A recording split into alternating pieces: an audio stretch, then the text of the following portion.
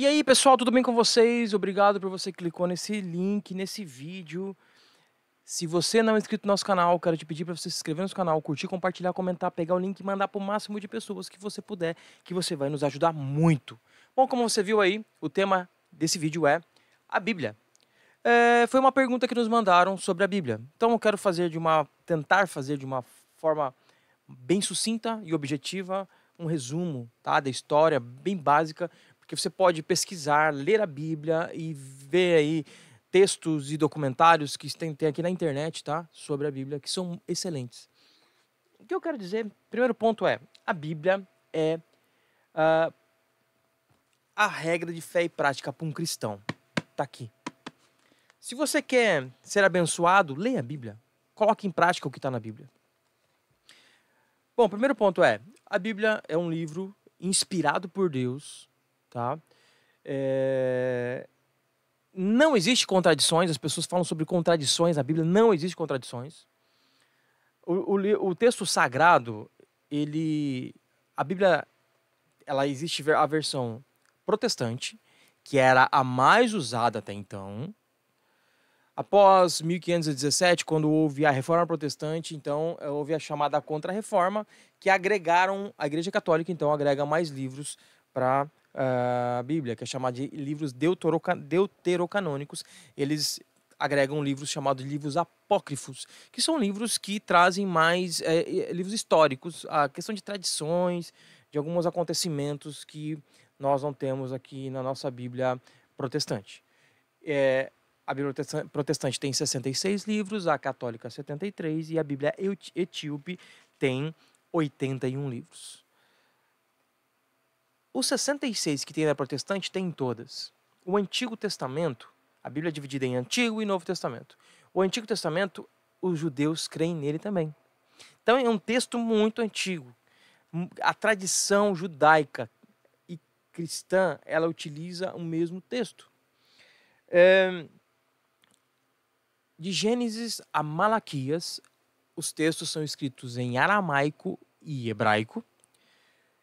O Novo Testamento, que é de Mateus até Apocalipse, ele é escrito em grego koiné. Como eu disse, a Bíblia é inspirada por Deus, cerca de 40 escritores, sendo 39 deles judeus e um deles que é Lucas, que era grego. Nós sabemos que o Antigo Testamento ele fala sobre a criação, sobre a libertação do povo do Egito, então conta a história, Deus estabelece leis, tá? Regras para o povo. Deus tem também a questão dos reis, então vem as histórias dos reis. Existem livros poéticos, que são Salmos, Provérbios, Eclesiastes.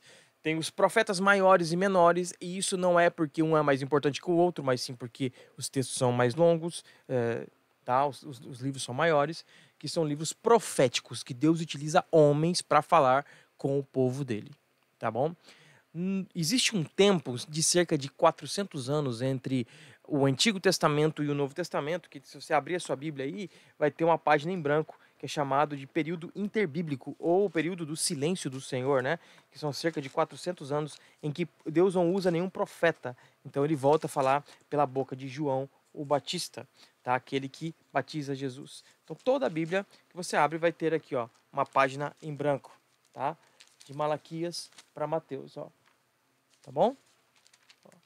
Acabou Malaquias, tem a página em branco, Mateus, que representa esse período do silêncio.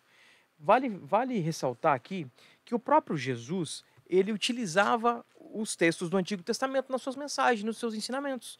Ele cita, ele lê inclusive, né?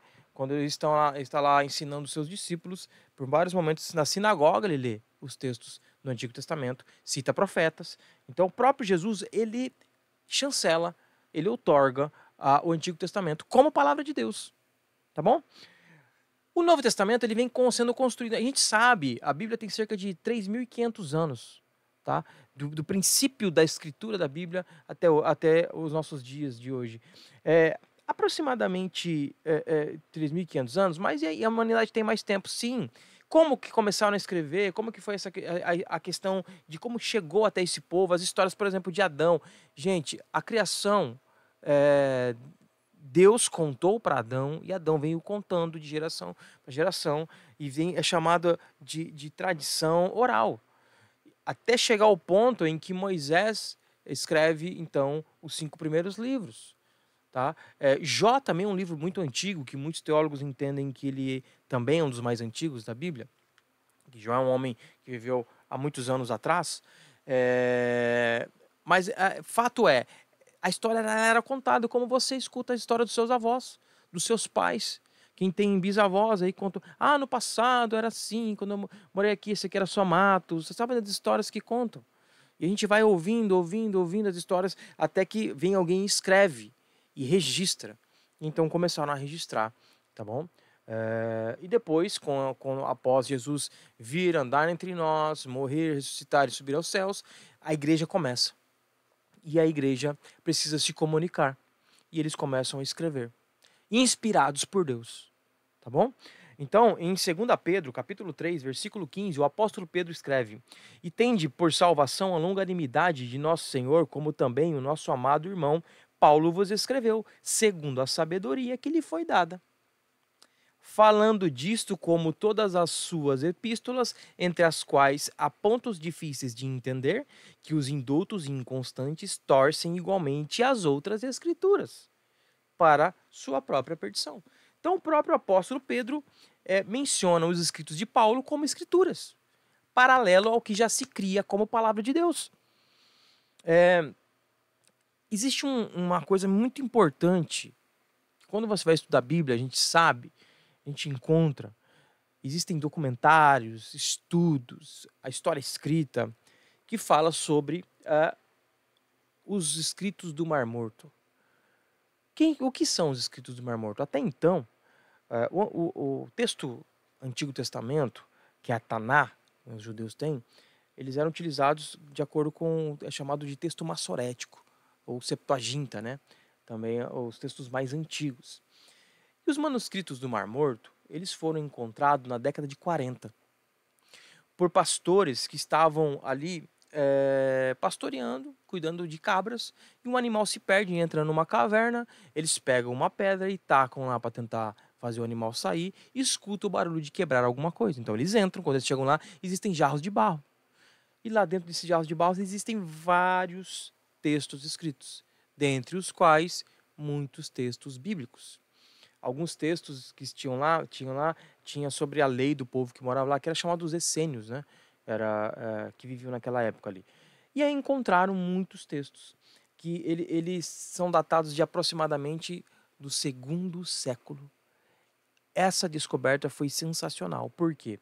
Porque são os textos mais antigos encontrados e eles são os mesmos que nós temos na nossa Bíblia aqui. A Bíblia que você tem na sua casa e os textos, né, do Mar Morto contêm os mesmos. Não está integral, em sua integralidade. Mas o que foi encontrado lá e se comparado ao que nós temos aqui, e os textos antigos que tinham até então, né, a Septuaginta, são os mesmos textos. Esses manuscritos também tinham livros apócrifos. Olha só que fantástico, gente. Livros cerca de 2000 anos foram encontrados. E aí falam sobre manipulação, sobre homens, sabe aquelas ideias mirabolantes que homens se beneficiaram e escreveram a Bíblia assim, assado. Só para você ter uma ideia, vamos pensar um pouco nisso. Se fosse para manipular, por que Deus fala dos pecados dos homens? Por exemplo, do adultério e do homicídio que Davi foi o responsável. Por quê? Ou quando Abraão se deita com a escrava e tem Ismael. Por que então que isso está lá? Ou outra coisa. No passado as mulheres não tinham muita... A palavra das mulheres não tinha muito significativo, não era muito significativa. Eles não levavam muito em conta. Então, quando Jesus ressuscita, a primeira testemunha é uma mulher. Se um testemunho de uma mulher não valia muito, por que alguém ia manipular um texto e ia pôr uma mulher ali? Para quê?